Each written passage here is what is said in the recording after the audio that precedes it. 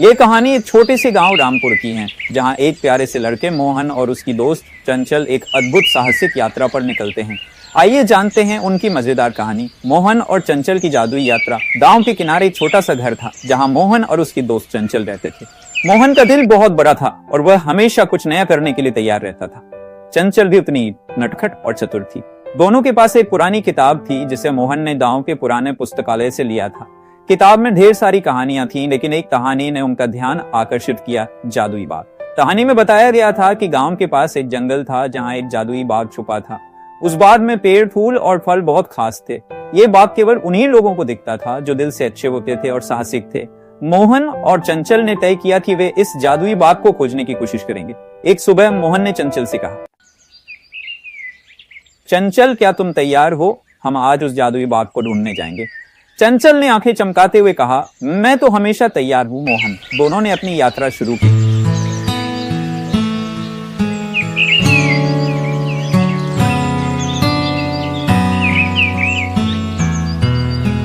रास्ते में उन्हें कई अजीब अजीब दृश्य मिले।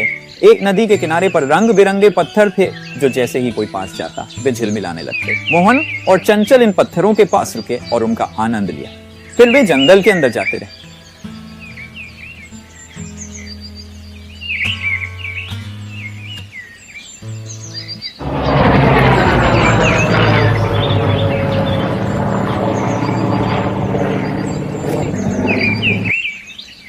कुछ समय बाद वे एक घने पेड़ के नीचे पहुंचे।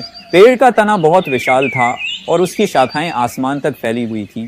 तभी अचानक एक बूढ़ा आदमी, जिसे मोहन और चंचल ने पहले कभी नहीं देखा था, सामने आया। बूढ़े आदमी ने मुस्कुराते हुए कहा, तुम दोनों क्या ढूंढ रहे हो? मोहन ने कहा, हम एक जादुई बाग की तलाश कर रहे हैं। क्या आप जानते हैं कुछ इसके बारे में? बूढ़ा आदमी हंसते हुए बोला, तुम दोनों का दिल सचमुच अच्छा है, तभी तुम इस रास्ते पर आ सके। वह बात बहुत खास है, लेकिन वहां पहुंचने के लिए तुम्हें एक परीक्षा देनी होगी। चंचल ने उत्सुकता से पूछा, क्या परीक्षा है दादा? बूढ़े आदमी ने कहा, तुम दोनों को 3 चुनौतियों का सामना करना होगा। पहले तुम्हें उस पहाड़ी के ऊपर चढ़ना होगा, जो पूरी तरह से सांपों से भरी है। फिर तुम्हें उस नदी को पार करना होगा, जिसमें पानी की बजाय बर्फ बह रही है। और अंत में तुम्हें जादुई फूल को लाकर मुझे दिखाना होगा। मोहन और चंचल ने एक दूसरे को देखा और मन ही मन ठान लिया कि वे ये सभी चुनौतियां पूरी करेंगे। पहली चुनौती के रूप में उन्हें एक बड़ी पहाड़ी चढ़नी थी, जहां ढेर सारे सांप घूमते थे। चंचल ने मोहन से कहा, हम डरकर नहीं रुकेंगे, बस हमें सही रास्ता चुनना होगा। दोनों ने मिलकर रास्ते की पहचान की और धीरे धीरे पहाड़ी पर चढ़ने लगे।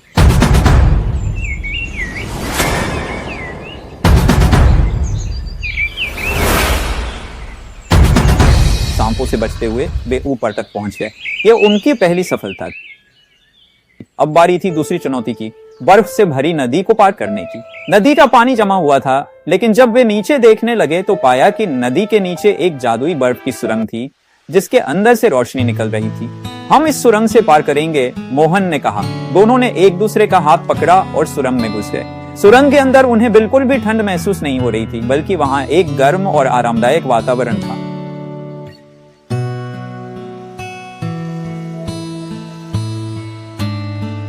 उन्होंने सुरंग पार की और दूसरी तरफ पहुंच गए। यह उनकी दूसरी सफलता थी।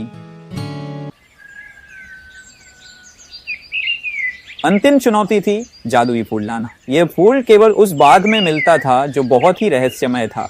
मोहन और चंचल ने बाग की ओर रुख किया। बाग बहुत सुंदर था, लेकिन उसमें कदम रखने के बाद दोनों को महसूस हुआ कि बाग में बहुत सी चमत्कारी चीजें हो रही थीं। अचानक एक फूल पेड़ से गिरा और हवा में उड़ने लगा। मोहन और चंचल ने उस फूल को पकड़ा और उसे बूढ़े आदमी के पास लाए। बूढ़े आदमी ने फूल को देखा और मुस्कुराते हुए कहा, तुम दोनों ने सफलतापूर्वक सभी चुनौतियों को पूरा किया। अब तुम्हें जादुई बाग का असली रहस्य पता चलेगा। बूढ़ा आदमी धीरे धीरे गायब हो गया और उसकी जगह एक चमकदार आसमान दिखने लगा। मोहन और चंचल अचानक उस आसमान में पहुंच गए थे। ये भी उनके लिए एक चमत्कार था। फिर दोनों धीरे धीरे उस चमत्कारी बाग में पहुंच गए।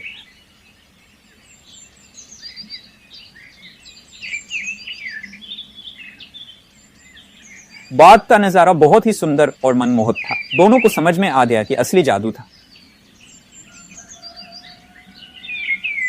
मोहन और चंचल मुस्कुराए और समझ गए कि इस जादुई बाग का असली रहस्य था। जीवन में अच्छाई और साहस के साथ आगे बढ़ना। वे खुशी खुशी गांव लौट आए और गांव वालों को अपनी साहसिक यात्रा की कहानी सुनाई। गांव में हर कोई मोहन और चंचल की बहादुरी से प्रेरित हुआ और इस तरह गांव में अच्छाई, दोस्ती और साहस का संदेश फैल गया। मोहन और चंचल ने सीखा कि हर रास्ता चुनौतियों से भरा हो सकता है, लेकिन अगर दिल में साहस और दोस्ती हो तो कोई भी चुनौती मुश्किल नहीं होती।